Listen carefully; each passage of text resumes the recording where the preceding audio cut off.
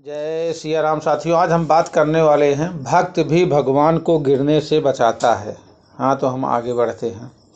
क्षीर सागर में भगवान विष्णु शेष सैये पर विश्राम कर रहे हैं और लक्ष्मी जी उनके पैर दबा रही हैं। विष्णु जी का एक पैर का अंगूठा सैया के बाहर आ गया और लहरों से खिलवाड़ करने लगी। क्षीर सागर ने एक कछुए से इस दृश्य को देखा। मन में विचार कर, यदि मैं भगवान विष्णु के अंगूठे को अपनी जिह्वा से स्पर्श कर लूं तो मेरा मोक्ष हो जाएगा। उनकी ओर बढ़ा। उसे भगवान विष्णु को आते हुए शेषनाग जी देख लिया और कछुए को भगाने के लिए जोर से फुफकारा। फुफकार सुनकर कछुआ भाग कर छुप गया। कुछ समय पश्चात शेष जी का ध्यान हट गया तो उसने पुनः प्रयास किया। इस बार लक्ष्मी देवी की दृष्टि उस पर पड़ गई तो उन्होंने उसे भगा दिया। इस प्रकार जब कछुए ने अनेकों प्रयास किए, शेष जी और लक्ष्मी माता के कारण उसे सफलता नहीं मिली। यहाँ तक कि सृष्टि की रचना हो गई और सतयुग बीत जाने के बाद त्रेता युग आ गया। इस मध्य उस कछुए ने अनेक बार अनेक योनियों में जन्म लिया और प्रत्येक जन्म में भगवान की प्राप्ति का प्रयत्न करता रहा। अपने तपोबल से उसने दिव्य दृष्टि को प्राप्त कर लिया था। कछुए को पता था त्रेता युग में वही क्षीर सागर में शयन करने वाले विष्णु राम का ही वही शेष जी, वही लक्ष्मण और वही लक्ष्मी जी सीता जी के रूप में अवतरित हुए होंगे तथा वनवास के समय उन्हें गंगा पार उतारने की आवश्यकता पड़ेगी। इसलिए वह भी केवट बनकर आ गया था। एक युग से अधिक काल तक तपस्या करने के कारण उसने प्रभु के सारे मार्ग जान लिए थे। इसलिए उनसे राम से कहा कि मैं आपका मर्म जानता हूँ। संत तुलसीदास जी ने भी इस तथ्य को जानते थे, लेकिन इसलिए अपनी चौपाई केवट के मुख से कहलवाया। कहाँ तुम्हारा मर्म मैं जाना। केवट इतना ही नहीं, इस बार केवट इस अवसर को भी किसी प्रकार हाथ जाने नहीं देना चाहता था। उसे याद था कि शेषनाग क्रोध करके फुफकारते थे और मैं डर जाता था। अब की बार वह लक्ष्मण के रूप में मुझ पर अपना बाण भी चला सकते हैं। इस बार उसने अपने भाई को त्याग दिया था। लक्ष्मण के तीर से मर जाना उसे स्वीकार था, पर इस अवसर को खो देना नहीं।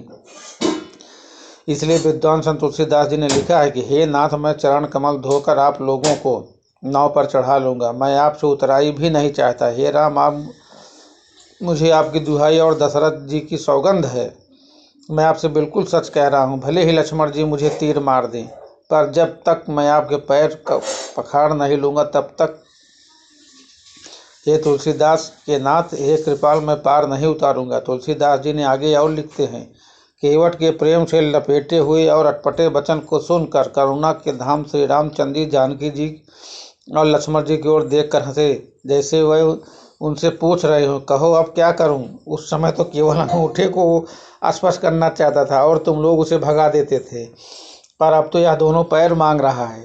केवट बहुत चतुर था। उसने अपने साथ ही साथ अपने परिवार और पितरों को भी मोक्ष प्रदान करवा दिया। तुलसीदास जी लिखते हैं, चरणों को धोकर पूरे परिवार सहित उस चरणामृत का पान करके उसी जल में पितरों का तर्पण कर अपने पितरों को भवसागर से पार कर फिर आनंद पूर्वक प्रभु श्री रामचंद्र को गंगा पार ले गया। उस समय का प्रसंग है जब केवट भगवान के चरण धो रहे थे। बड़ा प्यारा दृश्य है। भगवान का एक पैर धोकर उसने निकलकर कटोरी से बाहर रख देते और जब दूसरा धोने लगता तो पहला वाला पैर गीला होने से जमीन पर रखने से धूल भरा हो जाता है। केवल दूसरा पैर बाहर रखते हैं, फिर पहले पैर को धोते हैं। एक एक पैर को 7-7 बार धोते हैं।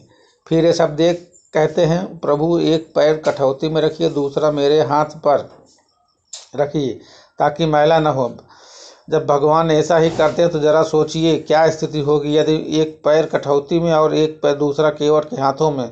भगवान दोनों पैरों के खड़े नहीं हो पाते। बोले, केवट मैं गिर जाऊंगा। केवट बोला, चिंता क्यों करते हैं भगवान, दोनों हाथ तो मेरे सिर पर रख कर खड़े हो जाओ, फिर नहीं गिरेंगे। जैसे कोई छोटा बच्चा जब उसकी माँ उसे स्नान कराती है तो बच्चा माँ के सिर पर हाथ रख कर खड़ा हो जाता है। भगवान भी आज वैसे ही खड़े हैं। भगवान केवट से बोले, भैया केवट, मेरे अंदर का अभिमान आज टूट गया। केवट बोला, प्रभु क्या कह रहे हैं। भगवान बोले, सच कह रहा हूँ केवट, अभी तक मेरे अंदर अभिमान था कि मैं भक्तों को गिरने से बचाता हूँ, पर आज पता चला कि भक्त भी भगवान को गिरने से बचाता है। जय सिया राम सीताराम। वीडियो अच्छी लगी तो चैनल को सब्सक्राइब जरूर करें।